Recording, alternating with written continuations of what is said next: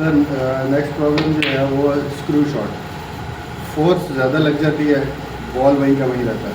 मतलब थोड़ा सा भी नहीं हो रहा या हो रहा है और थोड़ा बहुत होता है माइनर सा, बट वो रिलैक्स नहीं होता। हाँ इसकी proper। ये आपका भी प्रॉब्लम नहीं है, ये अगेन फिर वही एमेच्योर प्लेयर्स का प्रॉब्लम है मैक्सिमम। इसमें भी प्रॉब्लम ये है कि जब आप लोग शॉट खेलते हैं ना, आप लोग मुक्का बना देते हैं, मुक्के से आपका हाथ रुक जाता है, उससे क्या होता है कि आपका क्यू आगे जाता नहीं, इसलिए इसके अंदर स्पिन जनरेट नहीं होता। हमने बेसिकली स्क्रू शॉट में अपना स्पिन जनरेट करना होता है। मैं एक दो शॉट खेल के ना आपको दिखाता हूँ।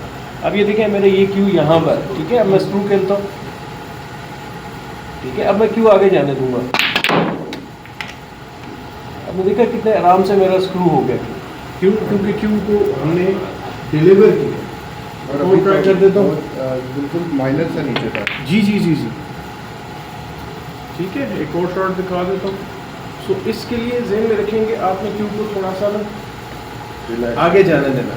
रिलैक्स तो डेफिनेटली होगा ही होगा, लेकिन ये है कि क्यू को आगे जाने देना।